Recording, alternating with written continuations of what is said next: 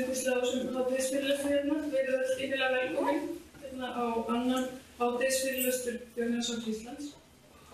Þetta hádegisfyrirlestur sem hérna annað hvert þriðjudag, svo fylgist með á hérna Facebook-síðu safnsins hvaða fyrirlestur næstur.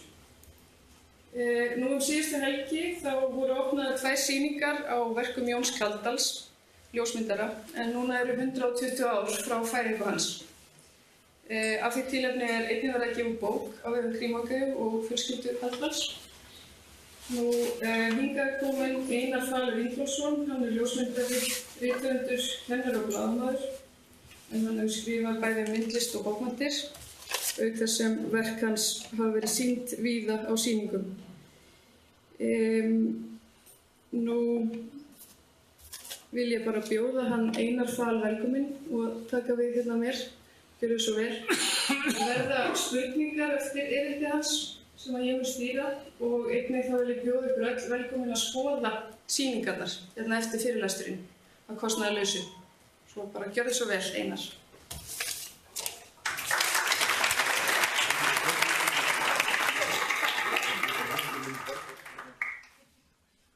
Einmitt. Einn annar punktur. Hér eru nemendur frá Fjölbrautaskólanum í Ármúla sem að þurfa að vera mætt í tíma og fara út eftir hálftíma, klukkan 12:30. Ekki láta ykkur bregða, þetta verði smá rask. Ég segi alltaf mikilvægast að fyrsta hálftíman og svo svona dofnar þetta.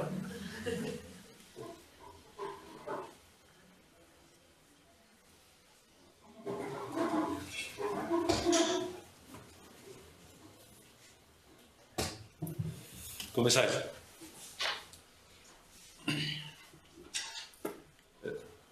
Það ekkert eins fallegt og vel unnið svarthvít prent af góðri ljósmynd ekkert, segir bandarískur vinur minn iðulega. Og telur þá aðferð sem flestir tíðka nú til dags að gera tölvuprent í stað þess að leggja á sig að fara í myrkraherbergið og gera alvöru silfurprent frekar ómerkilega í samanburðinum.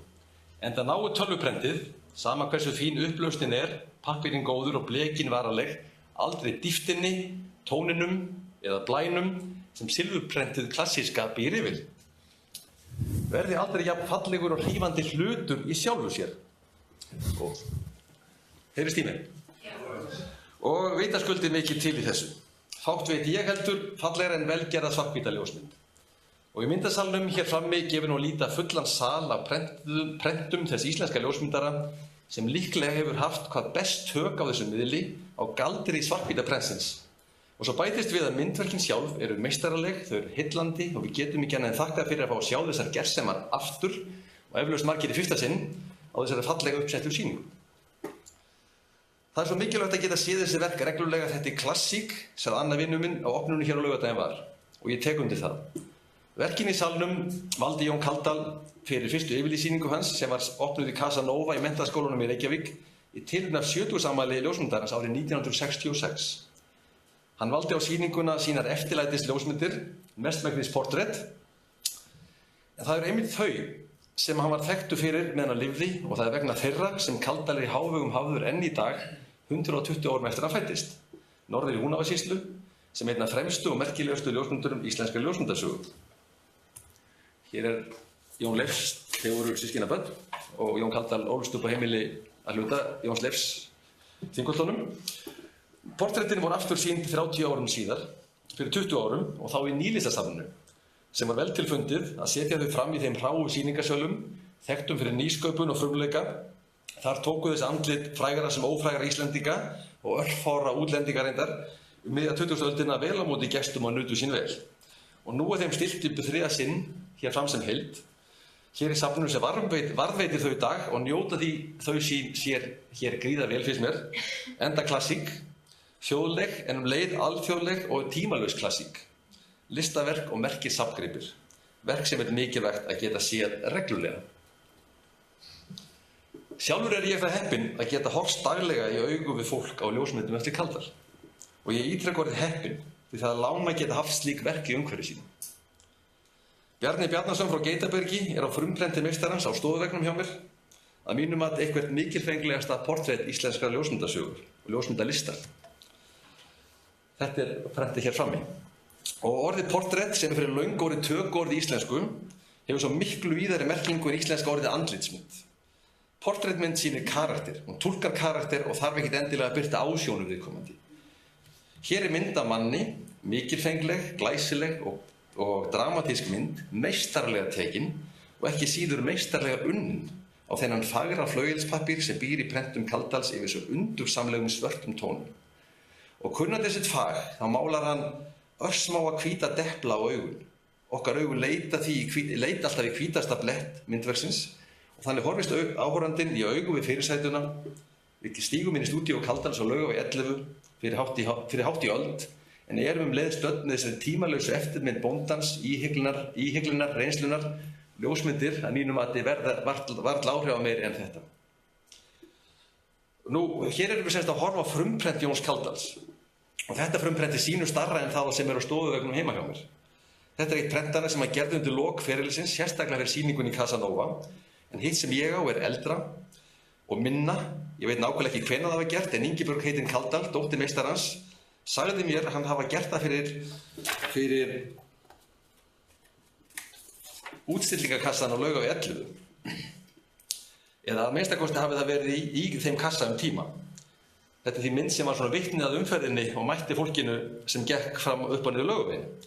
Og í þessum útstillingakassa er önnur mynd sem já, en frú Hanna Þórðarson, einnig frumprent Kaldals og stærri útgáfu hennar má líka sjá hér frammi, en það er einn þekktasta kvenmynd listamannsins.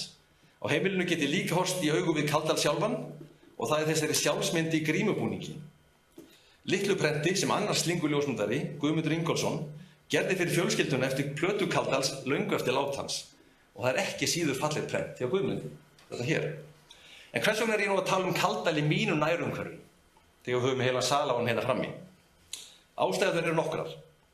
Ein er að sífellt má minna á lífsgæðin sem felast í því að geta notið vandar og tímalausra listaverka. Önnur ástæða er að benda á það að þótt að portrett sé að ræða, myndir af nafnþekktum einstaklingum, þá eru þetta alls ekki verk eins og hefðbundnar fjölskyldumyndir sem van er að stilla fram á heimilum. Heldur þetta myndverk slings listamanns með mun víðari skírskotun en flestar slíka myndir af almennu tagi. Þetta eru eins konar landslagsmyndir af típum, það má alveg slíta það þannig, eða sem konseptverk eðli og skynjun. Verk sem sífellt er hægt að leita til, horfa á og skynja á nýjan hátt. Þetta eru einfaldlega falleg og mikilvæg myndverk. Verk sem ætti að vera svo miklu víðar til. Mér finnst nefnilega hálfgerður skandall hversu sjaldgæft það er að rekast á fyrsta flokks ljósmyndaverk á íslenskum heimilum, fyrirtækjum, stofnunum og samt er þetta að fá þau fyrir verð sem ég kalla slikk á Íslandi. Hér er fyrrnefnd mynd af frú Hönnu Þórðarson. Nú veltum aðeins áfram verðmætum fyrir okkur, andlegum, tilfinningalegum líka efnislegum. Mér finnst það skemmtilega. Hægt er að setja verð á myndverk og hvað ljósmyndir varðar og þær eru vitaskuld í sínu besta formi ein tegund myndlistar. Þá mótast efnislega verðmæti verka vitaskuld eftir vinsældum skapara þeirra og framboði til að mynda hvort þeir séu fágætið ekki. Á markaðinu með handgerðar ljósmyndir skiptir til að mynda máli hvort frumprent sé að ræða. Hefðbundin skilgreining á frumprenti er að það sé verðmætast gert innan 5 ára eftir að ljósmyndin er tekin og eru sérstaklega verðmæti ef ljósmyndarinn gerir verkin sjálfur. Það sjáum við til dæmis í verðmati prenta eftir franska meistarann Henri Cartier-Bresson þegar hann var að hefja ferilinn og skapa sumar eftirminnilegustu ljósmyndir sögunar á götum Evrópu og Mexíkó á 4. áratug liðinnar aldar. Þá neyddist hann, eins og hann orðaði það, til að fara sjálfur inn í myrkraherbergið og gera prent eftir myndunum. Honum leiddist það ægilega, þóttu tíma sínum sérlega illa variðar og prentin mörg eftir því, grá, flöt og viðvenningsleg. Eftir það lét hann mikla fagmenn í París sjá prentununa og þau eru undantekningarlaust hnökralaus, en engu að síður frumprent Cartier-Bresson sjálfs miklu dýrari, enda líka afar fágætt. En Cartier-Bresson vildi líka að prentin væri svo filman skilaði myndunum, látlaus, fagleg, en fælu ekki í sig neina túlkun af því sem ljósmyndin sá eða sem filman bauð upp á. Það eru líka frumprent sem listamaður gerir síðar á ferlinu eftir filmum sínum, eins og við sjáum hér í salnum, og hvað þá er tilvikið listamanns eins og Kaldal, það sem myrkraherbergisvinnuna má kalla, ólíkt því sem var til dæmis hjá Cartier-Bresson, alltaf helming sköpunarverksins. Helmingurinn var að taka myndina, hinn helmingurinn að vinna myndina. Að gæða hana dýptinni, tímaleysinu, reynslunni, leggja áherslu á tiltekin atriði í verkinu, eins og Kaldal gerir svo augsýnilega í úrvinnslu sinni í þessu verkum. Hér sjáum við þetta hreinlega í sýnidæmi Kaldal sjálfs á pari mynda sem eru hér á veggnum hinum megin. Því hann vann fyrir sýninguna 1966 2 útgáfur af þessari mynd. Til hægri er rétt lýst rétt í gæsalöpum, og fagmælega unnin mynd eftir filmunni.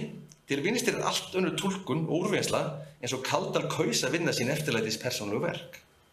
Umgjörðin við tökuna gat ekki verið einfaldari. Stór plötumyndavél, við sjáum Norka-vélina hérna frammi. 1 eða 2 ljós, reflektorar, eða glugginn jafnvel bara. Svo var það innsæið og túlkunin. Jón Kaldal var expressionisti, það sjáum svo vel einstakur túlkandi, fyrirsætana og þá ekki síst nafntógara listamanna og stórskorinna karla með dramatísk útlit. Og túlkunin kom að talsverðu fram í myrkraherbergisvinnunni í því að draga fram form, ljós, skugga, hlaða svarta hluta prentsins orku, láta háljósin loga. Hér Páll Thorarson, fallið dæmi úrvinnslu Kaldals á skuggum og háljósi til að gæða myndverk dýpt og dramatísku lífi. Nú, þegar ljósmyndarinn látin hægt að fara nokkrar leiðir við endurgerð verka hans. Ein að taka eftir eða skanna prent hans og gera sér ný prent eftir þessum skönnuðu prentum. Það þarf að vera þau réttar kópíur, sem má kalla. Þá var þetta að fara aftur inn í myrkraherbergið og prenta í anda hins látna. Mér finnst Guðmundur Ingólfsson til að mynda hafa gert það stórvel hvað var það sjálfsmynd Kaldals í grímubúningnum hér áðan.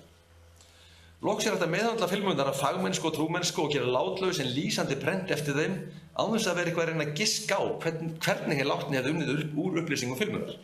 Slík prent eftir Ívar Brynjólfsson ljósmyndara Þjóðminjasafnsins, skönnuð eftir glerplötum Kaldals og prentuð út stafrænt, fáum við að sjá á sýningunni frammi á veggnum, á sýningunni Kaldal í tíma og rúmi. Þær áhugaverður myndir völdu Ívar og Inga Lára Baldursdóttir, sérfræðingarnir í Ljósmyndasafni Íslands, myndadeildinni hér í safninu, úr líktektum ljósmyndum sem Kaldal tók utan ljósmyndastofunar á rúmlega fyrsta áratugnum eftir hann flutti heim frá Danmörku 25 til 38. Þetta eru myndir innan úr heimilum, úr stofnunum og fyrirtækjum og birta afskaplega áhugaverða sýn á híbýlahætti landa okkar á millistríðsárunum, þegar módernismi var að hefja innreiði sína. Ég hef búin að rýna í þessar myndir mér til mikillar ánægju en satt best að segja rak mig rogastans þegar ég leit vegginn fyrst augum. Þar blasti við með ljósmynd sem ég þekkti afskaplega vel en myndist ekki að séð fyrr opinberlega. Þessi mynd hér. Þetta mynd tekin í matsal Hvítárbakkaskólans 1930. Hún mannlaus, sýnir dekkuð veisluborð og líklega þar að hefjast útskriftarveisla og ljósmyndari smelt af mynd eftir að hafa verið kallaðar vestur í Borgarfjörð og hafa tekið portrett af öllum nefndunum. Nú, af hverju ég tala þessa mynd? Vegna þess að í 5 árum áður hafði amma mín Guðrún Ingimarsdóttir frá Örreykjum, síðar í Kjarnholtum, útskrifast úr skólanum. Og ég núna með bréf og myndasefni ömmu minnar og afa hjá mér og þar með lítið signera prent Kaldals af þessari sömu mynd. Nokkuð laskað eins og þið sjáið, en svo undurdjúpt og hreint dásamlega fallegt. Ég tek þetta prent reglulega fram, hefur nú ekki enn tímt að láta ramma það inn, en nú allt í einu mun stærri útgáfa þessari mynd hér frammi enn einn gersemin. Annað svo sannarlega frumprent, hitt seinni tíma prent og þau eru bæði falleg. Þetta Vilhjálmur Jónsson. Veltum verðmætum aðeins áfram fyrir okkur og nú efnislegu. Ef safnaramarkaður fyrir ljósmyndir væri til á Íslandi, sem ekki raunin, hvað myndu verk sem þessi hérna í sal þá kosta? Í raun þýðir ekkert að setja vermið á verkin sem safnið á nú, því þau eru komin í örugt og tímalaust skjól þjóðarsafns og flokkast þar með undir okkar sameiginlegu gersemar, en hvað með sambærilega verk þarna úti? Mér finnst forvitnilegt sem ljósmyndari og sem fræðimaður að velta þessu fyrir mér. Nú hér förumaðurinn Vilhjálmur Jónsson, í mynd sem snemma á ferli Kaldals, fræg mynd sem hefur verið tekin sem dæmi áhrif Rembrandts á nálgun Kaldals, en skiljanlega mun ljósmyndarinn hafa dáð mjög málverk hins hollenska kollega og sérfræðings í portréttum. Nema hvað? Eftir að hafa búið og starfað í Kaupmannahöfn í nokkur ár flutti Jón Kaldal aftur heim til Íslands árið 1925 og opnaði hér stofu. Það hljóta hafa verið mikil viðbrigði fyrir ástríðufullan unnanda lista af öllu tagi, tónlistar og myndlistar, að setja sig niður í fábreytilegra samfélagi, hvað þá að samkeppnin hafi verið jafn hvetjandi í faginu, en Jón Kaldal var jú metnaðarfullur og kapsamur, en það margverðlaunaður íþróttamaður, og það virðist vera sem hann hafi reynt að láta einangrun landsins ekki kæfa andan eftir að hann flutti hér heim í fásinnið, og fyrirkom hann sendi prent eftir sig á samsýningar í Evrópu, enda lífsnauðsynni fyrir skapandi fólk að geta borið verk sín saman við verk annarra. Og fyrir allnokkrum árum fylgdi ég bandarískum safnara, ljósmyndaverka, heim til Ingibergar Kaldal, dóttur Jóns, og þar keypti safnarinn prent af myndina Vilhjálmi, gullfallið prent, vægast sagt, og sögufrægt, því aftan á því merkimiði frá sýningu í Evrópu miðja síðustu öld, þar sem ljósmyndarinn kemur fram að ljósmyndarinn fengi verðlaun fyrir fyrir þetta prent. Ásett verð var greitt fyrir myndina, eitthvað rúmlega 300.000 krónur. Þetta svona 15 ára síðan það var. Ætli að sé það versta sem greitt hefur verið fyrir frumprent eftir Kaldal. Ég gæti trúað því. Og finnst nú ekki mikið, þótt það hefði mátt kallast sanngjarnt miðað við þann steindauða og í raun ekki markað með klassíska íslenska ljósmyndun sem hér er.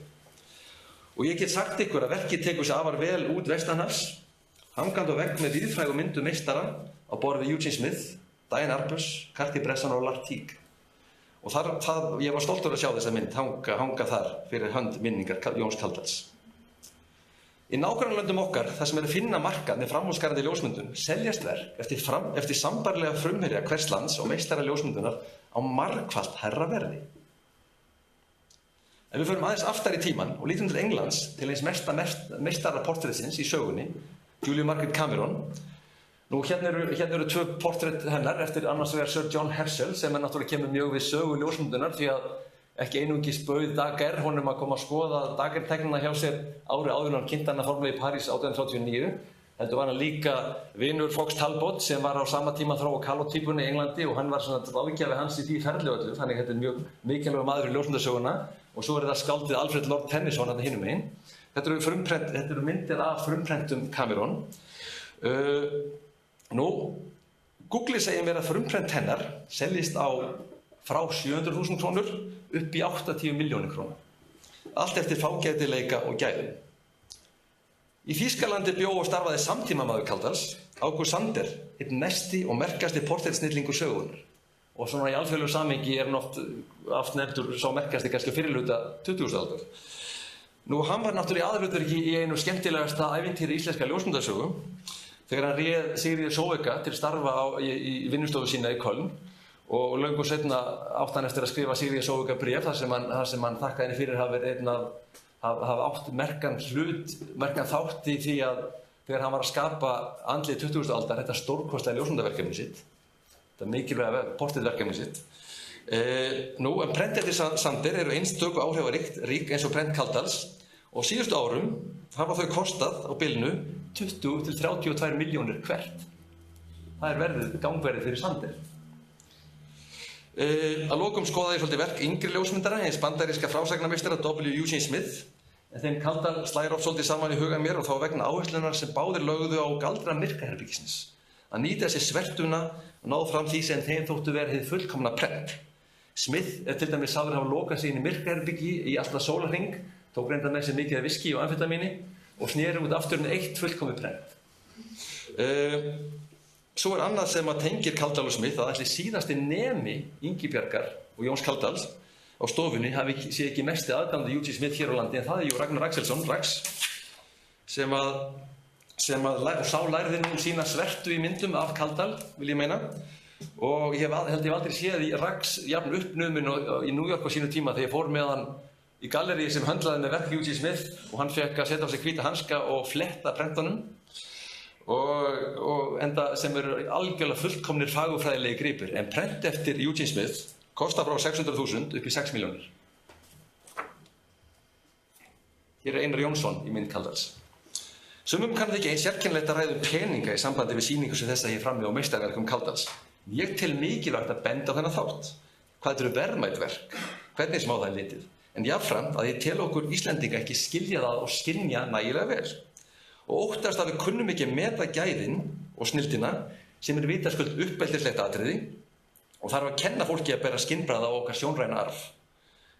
Það sem áður var markvisst gert og leið það sem nú er í deglunni og skapaði listamönnum í dag sem standa á herðum risa eins og Kaldals, Eymundssonar, Sigríðar Sóvika, Pétur Brynjólfssonar og annarra mikilvægra frumherja. Og ber náttúrulega þakka Þjóðminjasafni fyrir að hafa verið mjög duglegt á síðustu árum við að gera bækur og sýningar þetta merka fólk.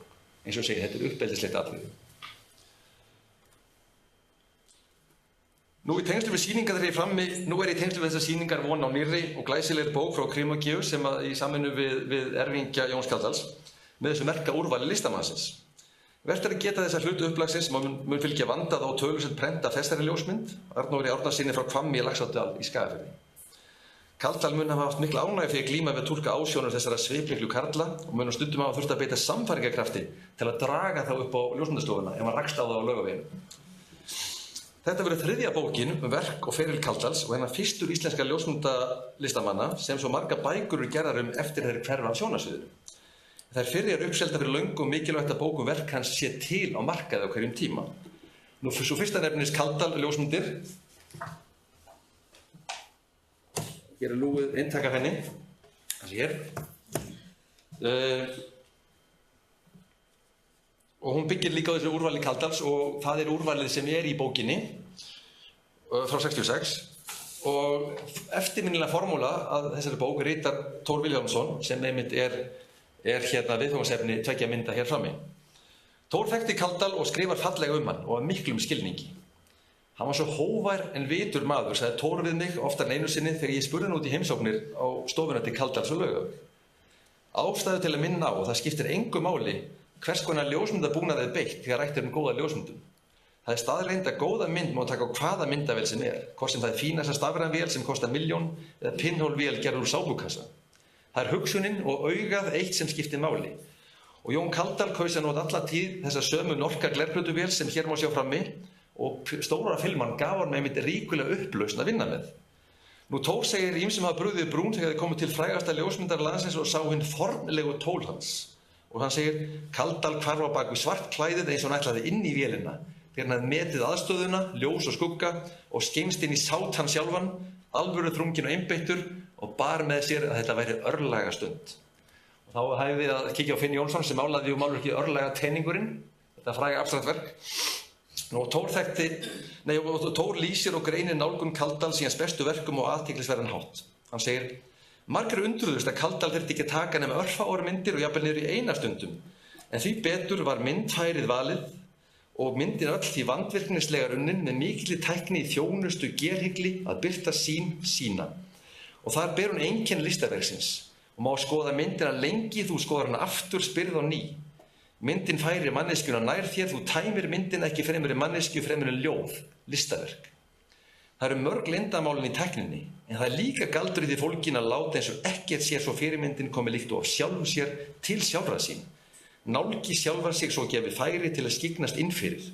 Þetta kunni Kaldal, segir Thor, að þétta hugsun þess að beið eftir myndatökunni, að þykjast vera að dunda sér meðan að beið þess að fá fram þess sem að vildi, tilgerðarlausa sjálfsvitund, gera sáta sína einlæga og falslausa.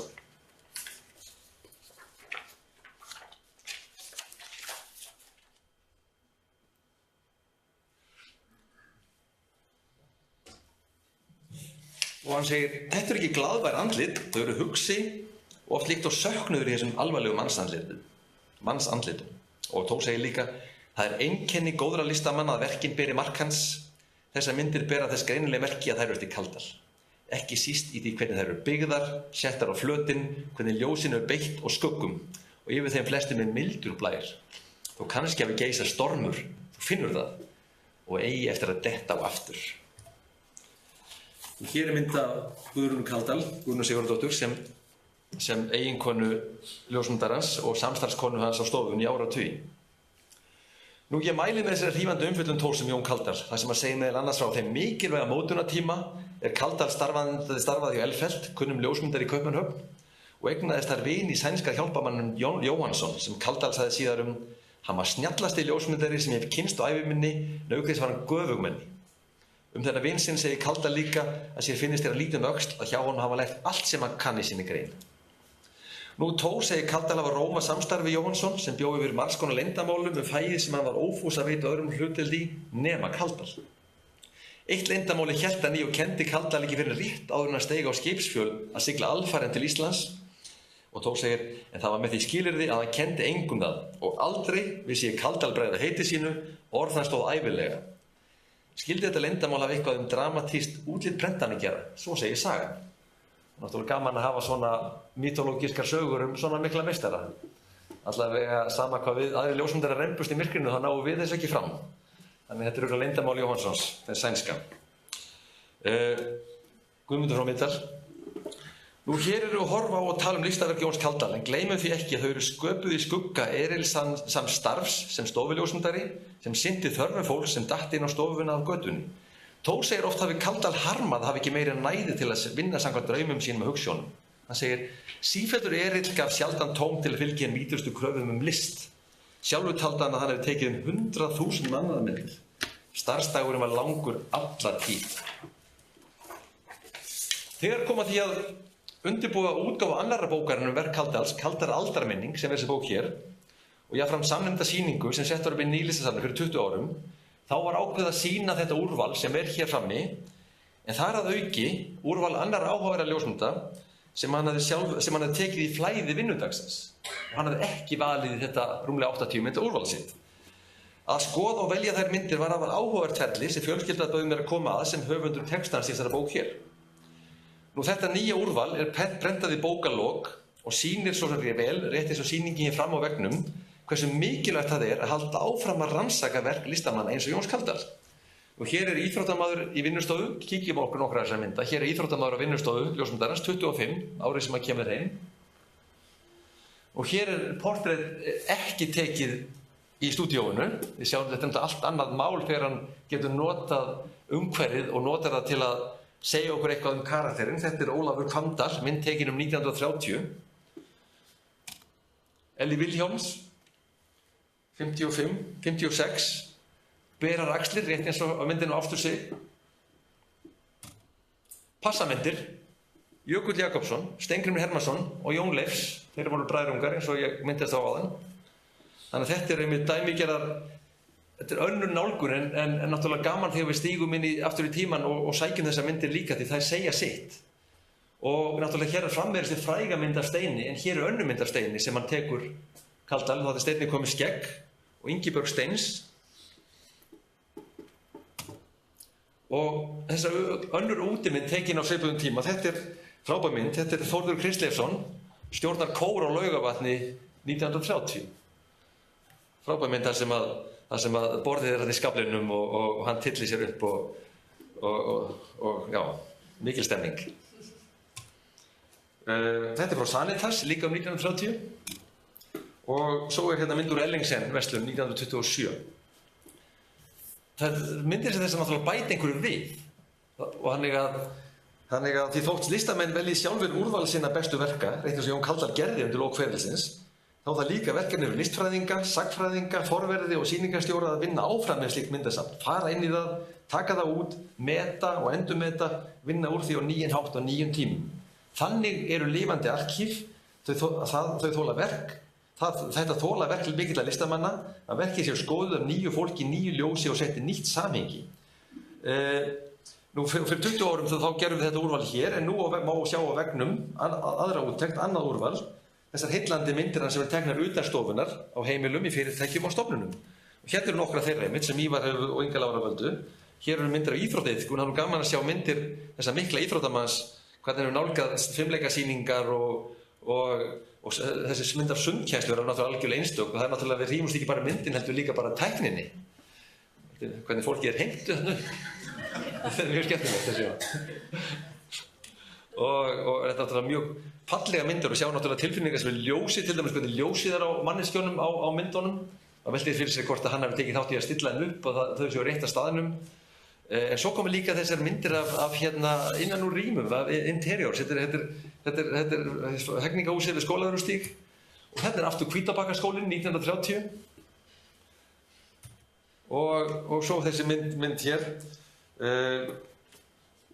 Og hérna, og aftur mynd ég man nú ekki hvaðan þessi mynd er, en allavega mér þótt hún mjög áhugaverð.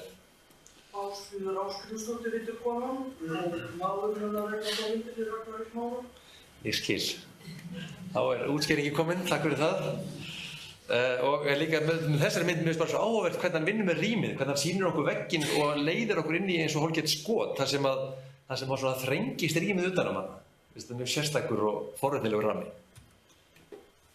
Og hér er Hjálmar Þorgilsson, bóndi frá Kambi. Við stökkum aftur inn í úrval Kaldal sjálfs. Thor talar að Kaldal hafi harmað að hafa ekki meiri tíma til að sinna sín eftirlætisverkum í ljósmynduninni. Og við gerum ráð fyrir að það hafi verið þau portrett sem stóðu hjarta hans næst. Og þá blasaði við okkur þessi tjáningamiklu karlaportrett og karakterportrett og ekki síst karlar. Hlýja einkennir þessar myndir og vissan átt eru þær rómantískar, fólkið upphafið, ekki fyrir að milli mála hvað ljósmyndarinn ber mikla virðingu fyrir fyrirsætunum. Hann vill sýna þá hetju sem hann skynjar í sjómanninum, drottningun ungu konunni, afreksmanninn í listamannum. Þetta náttúrulega myndin, þegar Kaldal fær Nóbelinn, þá þetta myndin sem var slegið upp allstaðar. Hún var á forsíðu Morgunblaðsins og hún var birt allt. Þetta autoritetið, hann mildur, hann leið, höfðinglegur. Þetta maðurinn sem veit hvað hann að gera. Þetta listamaðurinn.